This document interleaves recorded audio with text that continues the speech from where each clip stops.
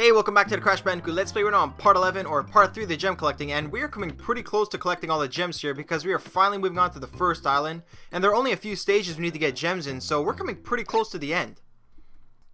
So we're starting things off with Native Fortress, and like I said in the last part, this is the first island, so these are relatively easy stages, and we're not going to have a problem going around getting the remaining gems because this is easy level design.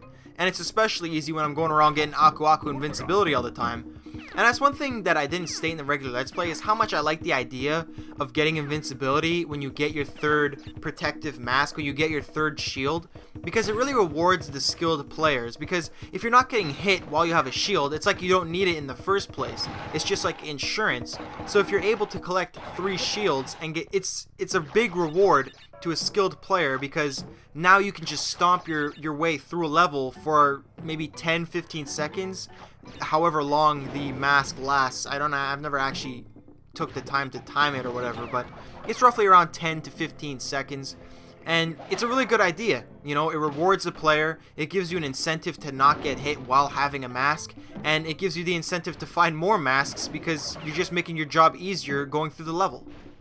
So did you miss this level? Did you miss the wooden background with the wooden planks and a whole bunch of brown everywhere? Because I didn't. And we still have to go through one more stage like this because we have to go back to the Great Gate and get the gem there. So we're going to be seeing a lot of brown in this part. And what's the point of having such a large wooden wall in the background?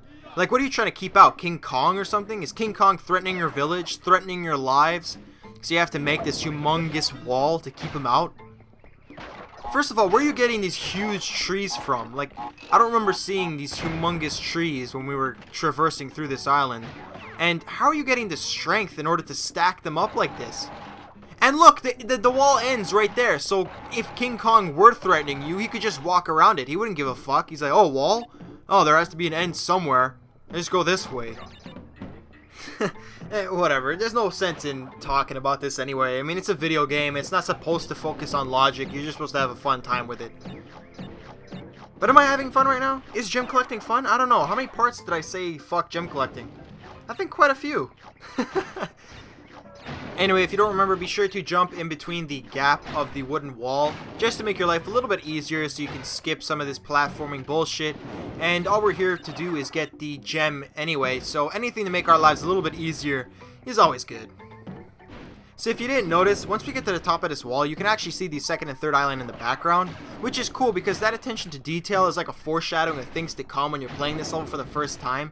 And you can actually even see Cortex's blimp on top of Cortex Tower, which, it's cool. I really like this because this attention to detail really shows that they cared about how their game looked.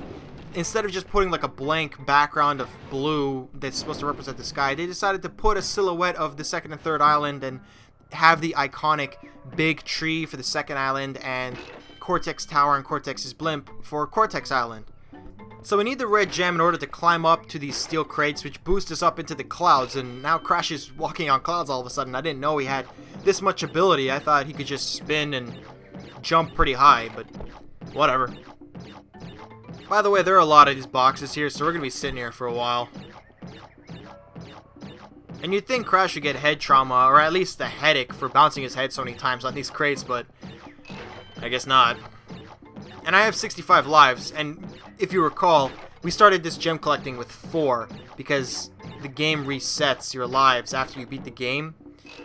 But it's just another example of how easy it is to rack up lives in this game. Lives aren't really an issue, even though they don't save with your save points and whatnot. So those are all the boxes that we needed, and now we can proceed with the rest of the stage, which is actually almost done. And in the meantime, I just want to talk about an interesting fact. The first island, the one that we're on right now, is called Insanity Island.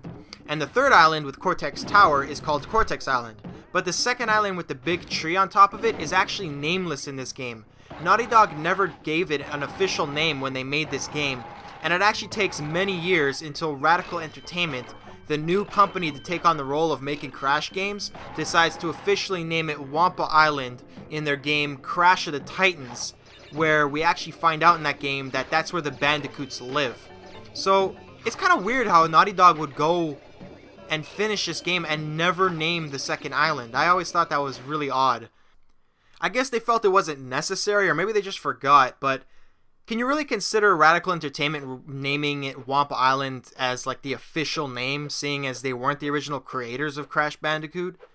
I mean, whether you like the games that they've made or not, if you like them, then that's great because you're getting a Crash Bandicoot fill. But if you don't, I completely understand because many people consider the PS1 series to be far superior than the PS2 games and whatnot.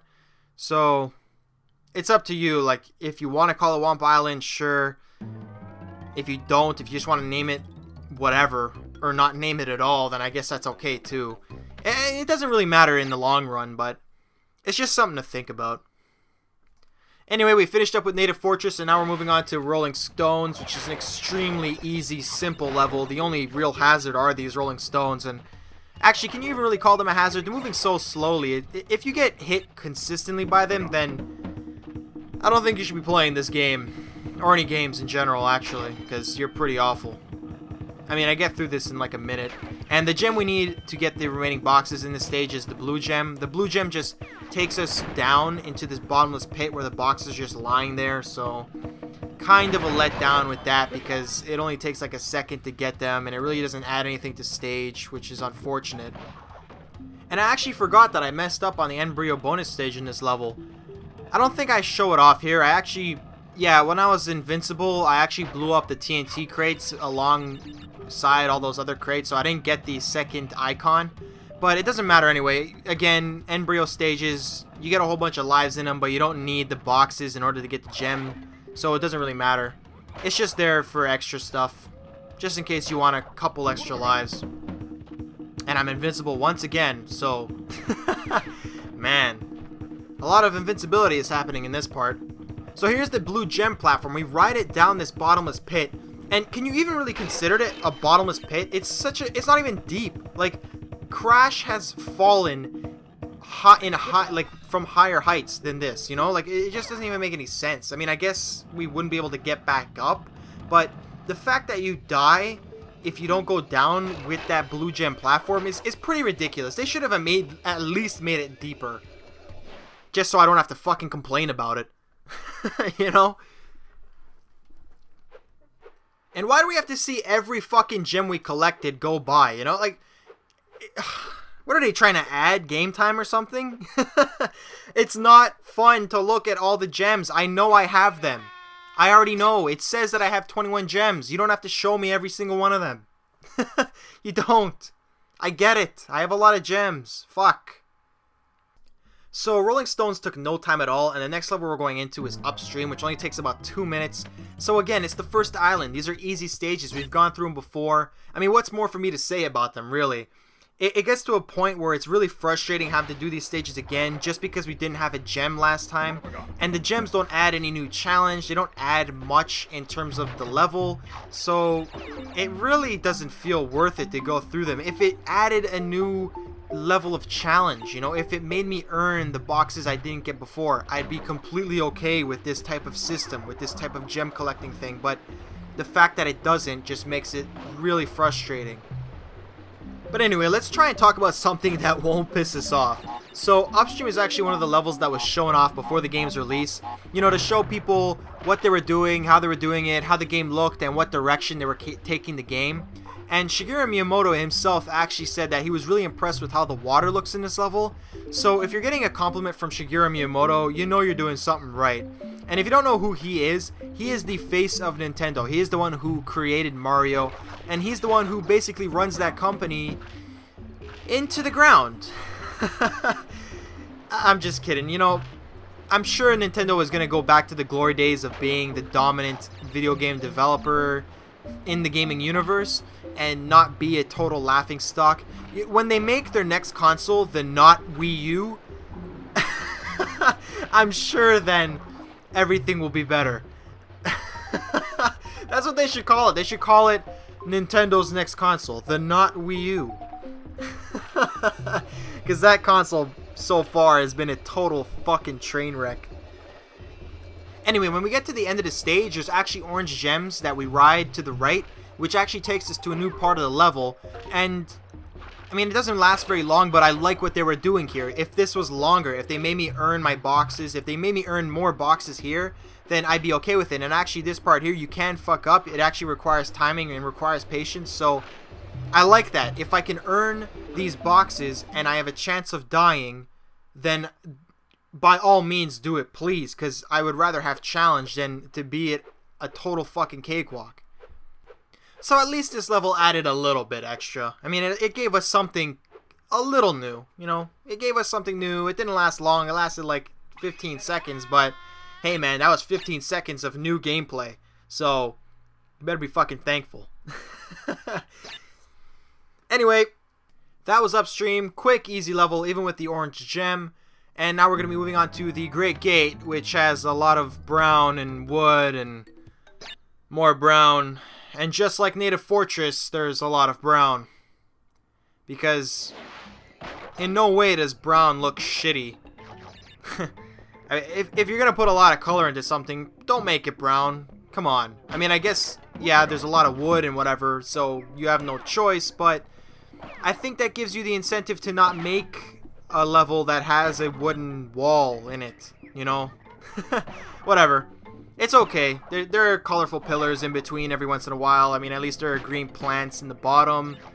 So, at this point, I'm just trying to find things to talk about because there's only so much you can talk about with levels that you've already played. And again, that's the major problem with the gems in this game, is that there are levels we've already played. You know, I can't talk about new stuff when I've already wasted all of my topics when we played it the first time. Thankfully though, the stage isn't very long. So we actually need the yellow gem in order to get the remaining boxes in this stage, and it's just like in Upstream where the yellow gem platforms come at the end of the level and we actually need to skip over the portal in order to get the rest of the boxes. And just like in Upstream, because we're skipping over that portal, it actually adds more to the level. And I can't believe it, but this stage actually offers an entirely new level design to the Great Gate. It's the only stage in the game where we are actually seeing new stuff, and it actually lasts for more than 15 seconds. And on top of that, this is one of the hardest sections in the game. It ranks up with Cortex power, with fumbling in the dark, with slippery climb. This is actually hard level design, and it makes me earn these boxes, which is absolutely insane. Like, at this point, this was like a complete turnaround. This was like a godsend. This was like Christmas Day. Like, I was like, holy fuck, they actually made an entirely new level on top of the Great Gate. It was so surprising to me. It's just like it warmed my heart. I was so happy that extra shit was actually in this level, you know? It was really like such a great feeling to be playing something entirely new. So, because this level is really not easy at all, and because I didn't want to risk dying a whole bunch of times, because this isn't easy, I actually discovered an extremely useful trick which allows me to skip over a lot of this hard platforming stuff. So, just like in Native Fortress, when you get to the top of the wall, there are gaps in the wall which you can jump through, which have secret paths behind them, and you actually need to go through this secret path because there's a hidden extra life box right there which you need to break, which counts for the total boxes. But here, you'd think you could just go out of this gap and skip all of this, right?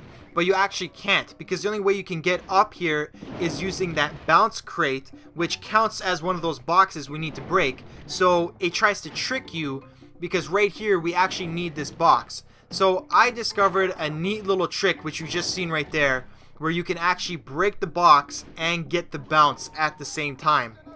Basically, you have to press X and square. You can't press them at the same time. You have to press square like a millisecond after X, and it's such a hard and difficult timing that I feel like I deserve to skip over a part of this stage just because I know how to do that. And it's tough. It's really hard. I dare you to give it a shot because it's really not easy. It takes a lot of practice. I just found out about it by fluke, just because when I was doing the test playthrough, I really didn't want to go through all that platforming and risk dying, because it's easy to die with all those obstacles that you have to go through in one go.